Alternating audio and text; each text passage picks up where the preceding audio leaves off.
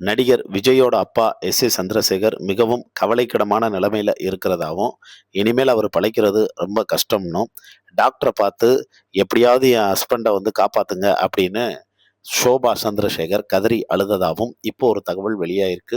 அத பத்தி தான் இந்த வீடியோல நம்ம முழுக்க முழுக்க டீட்டெயிலா வந்து பார்க்க போறோம். அதுக்கு முன்னாடி நம்ம சேனல சப்ஸ்கிரைப் பண்ணாம இருந்தீங்கன்னா, மறக்காம சப்ஸ்கிரைப் பண்ணிக்கங்க. அப்பதான் டெய்லி காசிப்பா இருக்கட்டும், கிசுகிசுவா இருக்கட்டும், இது எல்லாமே உங்களுக்கு உடனுக்குடனே வந்து பார்த்தோன்னா, அப்டேட்டடா நீங்க வந்து தெரிஞ்சுக்க முடியுங்க. அதுக்கப்புறம் இந்த வீடியோவுக்கு மேல வியூ ப்ராடக்ட்ன்னு வந்து ஷோ ஆகும். அத நீங்க கிளிக் பண்ணீங்கன்னா, நெறையா ப்ராடக்ட்ஸு பெர்சன்டேஜ் ஏகப்பட்ட பெர்சன்டேஜ்ல ஆஃபர்ல வந்து போயிட்டுருக்கும். அத நீங்க கிளிக் பண்ணி உங்களுக்கு எது தேவையோ, அவசியமோ, அத்தியாவசியமோ அத மட்டும் பர்ச்சேஸ் பண்ணிக்கங்க. இல்லாட்டா ஸ்கிப் பண்ணிடுங்க. எஸ்.ஏ. சந்திரசேகர் ஒரு காலகட்டத்தில புரட்சி இயக்குனரா வந்து கொண்டாடப்பட்டவரு. டைரக்டர் சங்கர் இவர்ட்ட இருந்து அசிஸ்டன்ட் டைரக்டரா வந்து வெளில வந்தாரு. எஸ்.ஏ. சந்திரசேகர்ட்ட ஏகப்பட்ட பேர் வந்து பார்த்தோன்னா, அசிஸ்டன்ட் டைரக்டரா வந்து இன்னைக்கு அவங்க பெரிய உச்ச நட்சத்திரமாவும், உச்ச டைரக்டராவும் வந்து மாறியிருக்காங்க.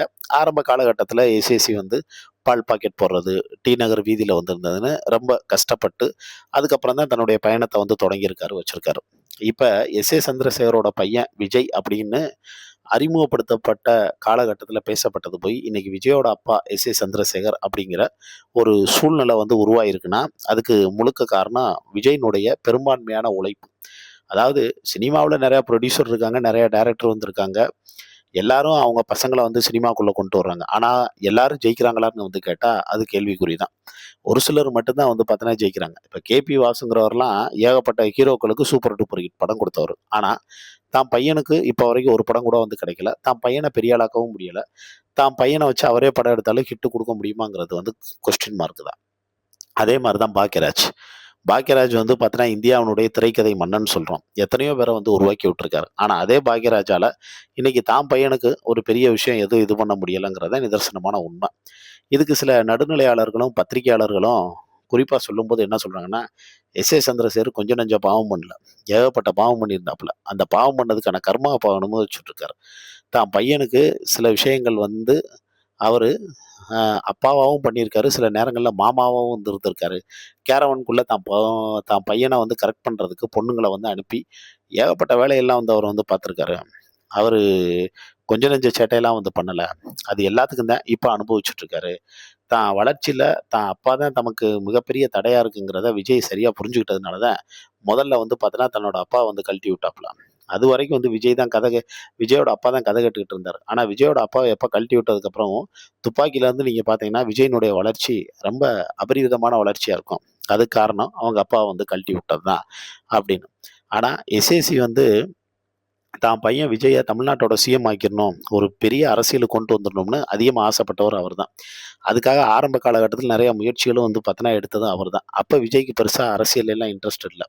ஆனா, ஒரு கட்டத்துக்கு மேல எஸ்.ஏ. சந்திரசேகர் வந்து போனதுக்கப்புறமும், ஜெகதீஷ் பழனிசாமி, அதுக்கப்புறம் புஷி ஆனந்த் இந்த குரூப் எல்லாமே உசுப்பேத்தி விஜய் வந்து பார்த்தோன்னா, அடுத்த கட்டத்துக்கு போ வைக்கணும்னு வந்து சொல்ல வச்சுட்டாங்க. அதுல விஜய்க்கு மிகப்பெரிய தடையா இருந்தது எஸ்.ஏ.சிங்கிறதுனால, எஸ்.ஏ.சிய வந்து பார்த்தோன்னா, ஓரங்கட்டியாச்சு.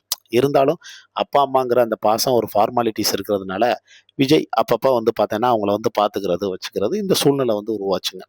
இப்ப என்ன ஒண்ணுன்னா, எஸ்.ஏ.சி மிகப்பெரிய மன உளைச்சலுக்கு ஆளாயிருக்காரு. அவரு பையனே வந்து தன்னை வந்து வெளியில அனுப்பி விட்டது, அதுக்கப்புறமும் நடந்த அசம்பாவிதங்கள், அதுக்கப்புறம் இப்ப விஜய் வந்து தான் மனைவி அதாவது விஜய் மேல அவரோட மனைவி வந்து கேஸ் போட்டிருக்குது. அதுக்கப்புறமும் பேரனும், பேத்தியும் எங்க அப்பா இனிஷியலே தேவையில்லன்னு வந்து சொன்னது. இந்த விஷயங்கள் எல்லாமே சேர்ந்து எஸ்.ஏ.சிய மிகப்பெரிய மன உளைச்சலுக்கு ஆளாகியிருக்கு. வயதோட மூப்பின் காரணமாவும், அதிகமான மன உளைச்சலுக்கு ஆளானது காரணமாவும், வடபழனியில இருக்கக்கூடிய விஜயா ஹாஸ்பிட்டல்ல எஸ்.ஏ.சி வந்து பார்த்தோன்னா அனுமதிக்கப்பட்டு, அவருக்கு ட்ரீட்மெண்ட் வந்து போயிட்டுருக்கு. ஒரு பக்கம் விஜயோட மனைவி வந்து சங்கீதாவுக்கு லண்டன் ஹாஸ்பிட்டல்ல ட்ரீட்மெண்ட் நடந்துட்டு இருக்கு. இன்னொரு பக்கம் விஜயோட அப்பாவுக்கு இங்க விஜய் ஹாஸ்பிட்டல்ல ட்ரீட்மெண்ட் நடந்துட்டு இருக்கு. ஆனா 2 இடத்துக்கும் விஜய் இதுவரைக்கும் போய் வந்து பார்க்கல. ஆனா, இங்க விஜயோட அப்பா வந்து ரொம்ப கவலைக்கிடமான முறையில வந்து இருக்கிறதாவும், அவரு வந்து இனி வென்டிலேட்டர் சப்போர்ட் இல்லாம வந்து அவரால வந்து இருக்க முடியாது, அப்படிங்கிறது மாரியான தகவலும் வந்து வெளியாயிருக்குங்க. ஆ விஜய் வந்து பார்த்தீங்கன்னா, தேர்தல் வேலைகள்ல பயங்கர மும்முரமா பிஸியா வந்து பார்த்தீங்கன்னா இருக்கிறதுனால, கட்ன பொண்டாட்டியும் சரி, பெத்த பிள்ளைங்களும் சரி, தன்னை பெத்த தாய் தகப்பனையும் சரி, இப்போ வரைக்கும் போய் அவர் பார்க்க முடியாத ஒரு அசாதாரண சூழ்நிலை வந்து ஏற்பட்டிருக்கு. அந்த அளவுக்கு வந்து ஒரு பிஸியா இருந்து வாழ்க்கையில என்ன தள்ளி கொண்டு போறாருன்னு, அவர் மீது வந்து காட்டமா இருக்கக்கூடிய பலரும் விமர்சனங்கள் தெரிவிக்க ஆரம்பிச்சிருக்காங்க. இத பத்தி உங்களுக்கு தோணக்கூடிய கருத்துக்கள கீழ இருக்கக்கூடிய கமெண்ட் பாக்ஸ்ல மறக்காம மென்ஷன்